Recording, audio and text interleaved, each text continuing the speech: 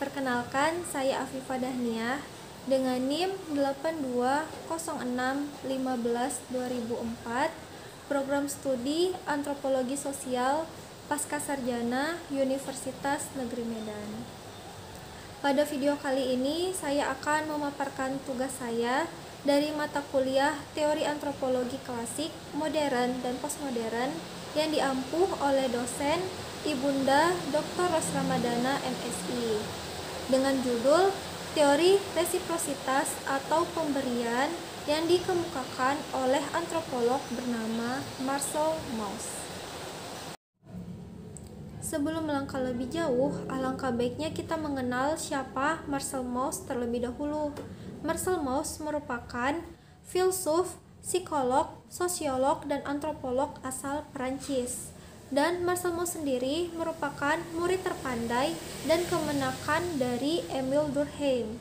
Salah satu karya Marcel Mauss yang akan kita bahas kali ini tertuang dalam bukunya yang berjudul The Gift: Forms and Functions of Exchange in Archaic Societies, yang berarti pemberian, bentuk dan fungsi tukar-menukar pada masyarakat arkaik. Resiprositas atau pemberian atau kegiatan tukar-menukar hadiah pada masyarakat arkaik menurut Mauss ialah adat istiadat yang bersifat wajib, mengikat, dan menyeluruh. Hal ini dikarenakan hal yang dipertukarkan tersebut ialah prestise atau harga diri, menyangkut harga diri individu, kelompok, keluarga, masyarakat, ataupun klan, yang pada akhirnya membentuk transaksi dan kontrak sosial di dalam masyarakat. Resiprositas atau pemberian hadiah atau kegiatan tukar-menukar hadiah memiliki 3 ciri. Ciri yang pertama yaitu pengembalian hadiah harus berbeda waktunya dengan saat menerima hadiah. Misalnya, A memberi hadiah kepada B pada tanggal 1, maka B wajib mengembalikan hadiah kepada A lebih dari tanggal 1, misalnya tanggal 2, tanggal 3, ataupun lebih.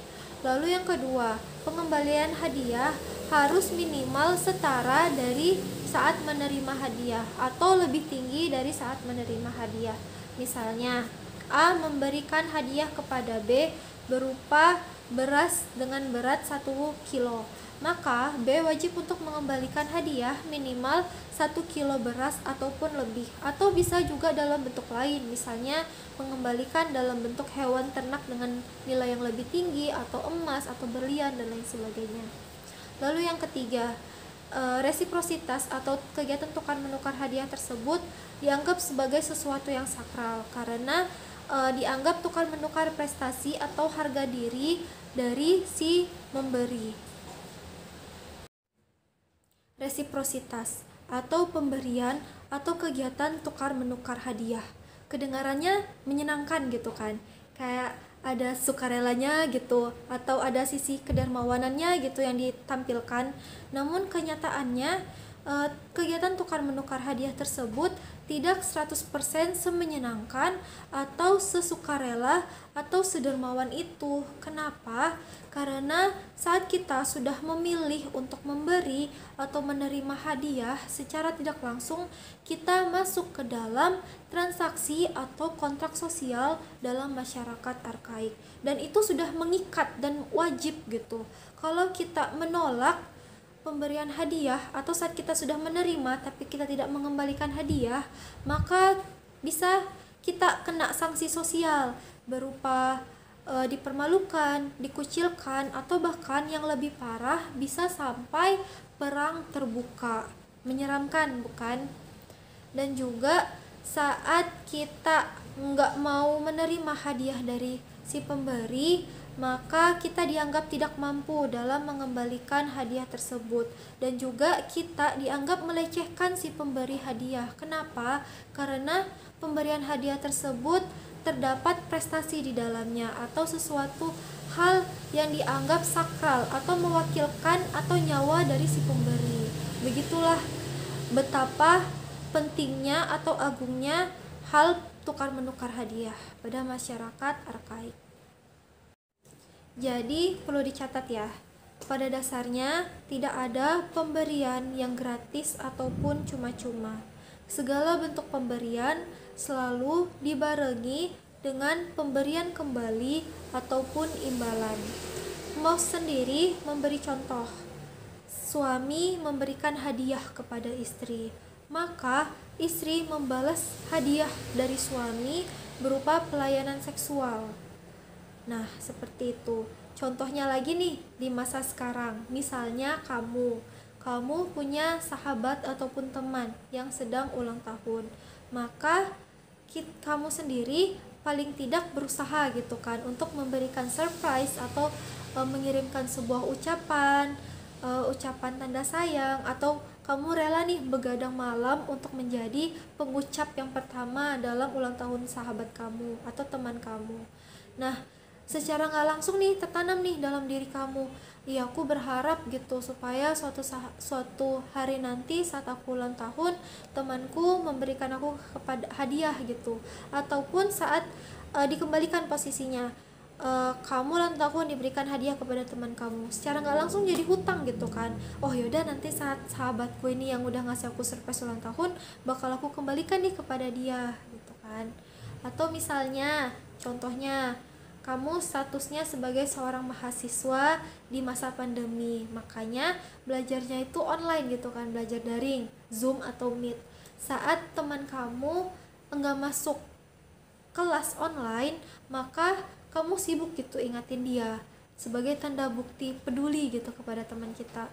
Halo, kok nggak masuk kau gitu kan, ini udah masuk loh, kita udah sana gabung ke grup gitu kan, gabung ke Meet gitu.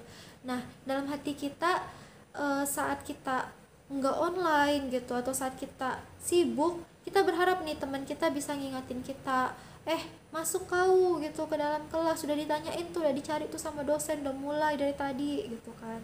Tapi saat kita lupa gitu ada jadwal, baru teman kita nggak hubungin kita, pasti kita kecewa gitu kan. Contohnya seperti itu. Atau bukan dalam bentuk sesama manusia lah gitu kan, saat kita beribadah kepada Tuhan, mungkin kita nggak berharap nih diberikan oleh Tuhan sesuatu kekayaan kah atau sesuatu apapun, tapi kita berharap supaya Tuhan menghapus dosa-dosa kita, memasukkan kita kepada golongan orang yang bertakwa, orang-orang yang solehah gitu.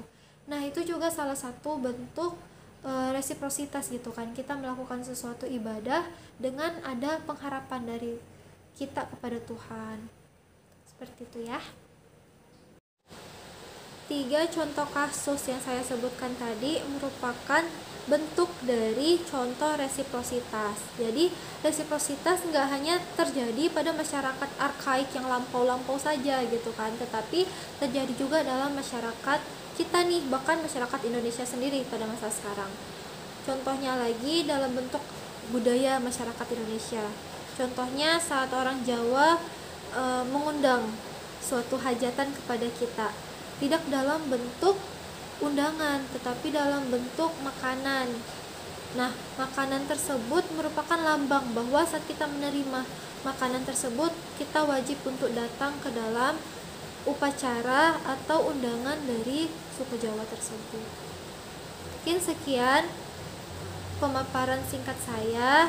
Maaf jika tidak lengkap dan banyak kekurangan di sana sini. Semoga apa yang saya ucapkan dapat dimengerti. Mohon maaf bila ada kesalahan. Terima kasih. Assalamualaikum warahmatullahi wabarakatuh.